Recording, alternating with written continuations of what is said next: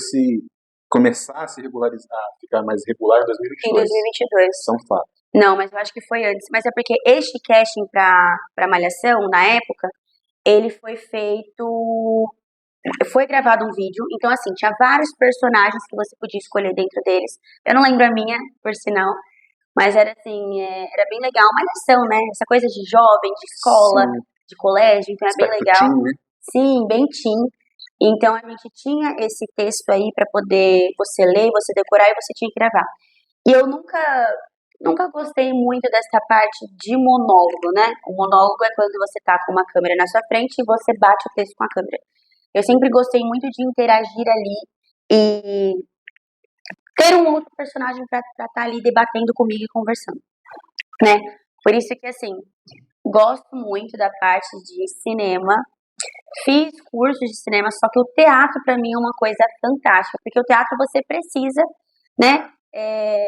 No improviso, você precisa ali, não tem como você pausar. E a maioria dos atores, sendo eles mais convencionais ou os mais consagrados, todos eles usam uma frase que é muito impactante, que é o teatro é um organismo vivo. Uhum, exatamente. Isso é uma frase tradicional de todos os atores. Exatamente. Dizem que são experiências diferentes, mas eles tendem a gostar mais do teatro, são fatos. Exatamente.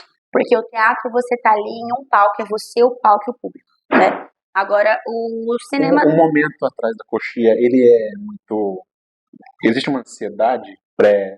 Sim. Eu aprendi até uma frase com a minha mãe, né? Não é nem que é uma ansiedade, porque a ansiedade às vezes a gente pensa até de uma forma ruim, né? Digamos uma adrenalina boa. Uma adrenalina boa, né? A minha mãe é advogada e ela sempre me falava que todas as vezes antes dela entrar numa audiência, ela sentia aquele frio e eu falava, mãe, a senhora tem anos, tem 15 anos dentro da advocacia, hoje ela tem 17 anos, isso nunca vai passar. Ela falou assim, não, isso nunca vai passar. E quando passar é onde a gente tem que se preocupar. Porque se existe aquele frio, se existe aquela coisa, aquela adrenalina. Eu entrevistei muitas pessoas no aspecto de músicos, muitos músicos, atores ainda nem tanto. Você, pra falar a verdade, você é a primeira. Ah, que bacana. Mesmo assim, né? Que a gente veio mais falar pra questão de digital influência, que a gente não sabia que você tinha uma carreira tão sólida assim. Sim. Acabou sendo, então você é a primeira. Mas eu entrevistei muitos músicos que trabalham em eminência de palco. Eles falam a mesma coisa. Toda vez você fica nervoso. E quando não ficar, tem algo errado. Exatamente. Você tem aquele frio na barriga, você tem aquele coração batendo mais forte, batendo na garganta. É incrível, gente. É incrível. E aí você apresentar aquilo para pessoas. Fiz também várias peças no Teatro de São Paulo, na época que eu estava estudando. E, assim, surreal. Como incrível. foi a experiência com a Célia Helena? Maravilhosa. Maravilhosa. Eu tava com uma turma bem bacana. Só que quando eu fui fazer a faculdade, né, porque nessa parte que eu fiz atuação em palcos de São Paulo, que é totalmente diferente, eu tinha ido quando eu era mais nova, junto com a minha irmã, né? Agora, no Célia Helena, eu nunca atuei ainda no palco, por conta que eu não concluí a minha faculdade de artes cênicas, devido, né, a eu precisar... Marcela, desculpe cortá-la. Não, a imagina. graduação de artes cênicas é 4 anos? 5 anos. 5 eu acho que é 5 anos. Você cursou quantos períodos lá? Você se lembra? Eu cursei quase 2 anos. Tá. Você praticamente chegou na metade do curso. Exatamente. E aí eu entrei de férias, e aí fiquei um mês aqui em Fernandópolis, e aí eu não consegui voltar. Eu voltei pra pegar as minhas coisas. Você tem um vínculo muito grande, né? Muito grande. Você é uma pergunta pessoal. Você acha que... É uma pergunta tanto capciosa, mas eu tenho que fazê-la. Você acha que isso, por mais que você hoje tenha uma carreira sólida também como digital influencer, social media, você acha que esse apego te prejudicou profissionalmente? Nesse outro segmento? Sim. Eu acho assim, eu sempre falo com a minha família abertamente, para todo mundo que me pergunta. Se eu não voltar nesta parte da atuação das artes cênicas, é como se dentro de mim faltasse algo que eu não tivesse concluído, assim, de conclusão pessoal mesmo, sabe? Mas não me arrependo das vezes que eu voltei.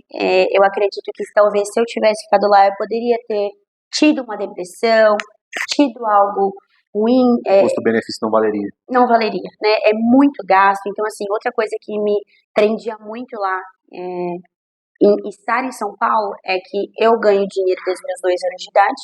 Claramente é totalmente diferente do que eu ganhava antes com o que eu ganhava hoje, né? Minha primeira propaganda custava R$60 um catálogo. Então, lá em São Paulo, né, mesmo que eu já ganhava bem, eu tinha assim, eu tinha um salário bem bacana, por ser um custo de vida totalmente diferente daqui de Fernandópolis, do interior, meus pais me bancavam. Então eu estava lá para estudar. Então eu estava lá estudando, eu estava lá sem ganhar dinheiro. Então aquilo me causava. E eu sou muito grata a tudo que meus pais já fizeram por mim. Sim. Então hoje, tudo que eu tenho, tudo que eu conquistei, eu moro ainda com os meus pais. Então, né, você deve ali, você está ali, né? Sim. Os gastos são deles, claramente. Só que, igual recentemente, né, vai fazer 4 meses, eu comprei meu primeiro carro 0 quilômetros, né? Legal. Parabéns. Muito obrigada. E foi algo meu, foi algo com o meu esforço, com o meu suor. Então, estando ali em São Paulo, eu sentia essa coisa assim de não é o suficiente. Eu estava fazendo algo que eu amava, né? Eu estava numa casa, num apartamento bacana, eu tinha pessoas ao meu redor extremamente bacanas, né? Que pessoas também mexem muito comigo por conta de, na época da escola, eu já ter sofrido bullying, já ter sofrido uma pressão muito grande. Como foi isso? Terrível. É uma coisa assim. Mas que... desculpa, você sempre foi bonita? Eu sempre fui assim. Tá, é porque assim, desculpa cortar de novo. Dentro essa gama de entrevistas que eu faço, eu, por uma decisão pessoal, que jornalismo, para mim, pelo menos, sou levemente idealista em algumas questões. E eu peguei muita causa do autismo. Estou entrevistando muitas mães. Agora eu comecei a falar com os filhos em si. Não tem nenhum que não sofreu. Por isso que eu perguntei. Só que lá a gente sabe que, infelizmente, temos que falar abertamente, é pela maldade humana daquela condição em fazer. Se você me permitir a pergunta, você sofria em que sentido, assim? Se você quiser falar, se claro, não quiser. Não tem problema de porque falar. Porque eles infelizmente, pela maldade humana daquela fragilidade deles, entende? É engraçado, porque não tem um real motivo. Mas era frequente? Era frequente. Porque os que eu entrevistei, eles sofriam todo dia. Era bem frequente.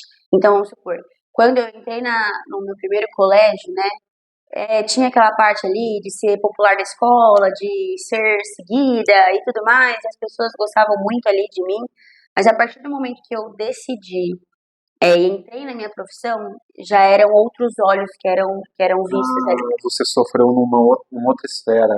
Então, era uma retaliação pela uma falta de compreensão das pessoas, talvez? Exatamente. Então, se eu gravava, eu estava passando vergonha. Querendo desaparecer?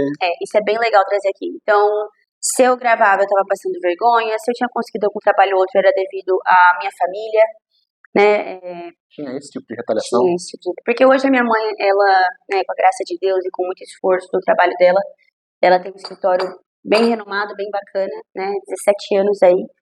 Então, ela é muito conhecida também, né? Minha família, por conta aí do esforço, da carreira, né, do meu pai, da minha mãe.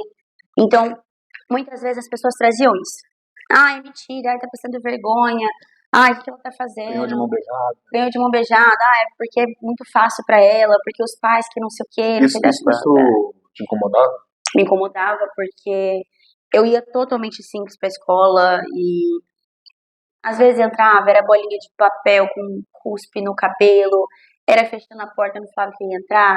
Eu tava em alguns lugares aí, imitava poses que eu fazia dentro do Instagram, e é muito engraçado, porque eu falo uma coisa que eu nunca reagi, tá? E minha mãe sempre também falava que a gente tem um problema ali, a gente vai resolver ali, e pronto, a gente nunca vai...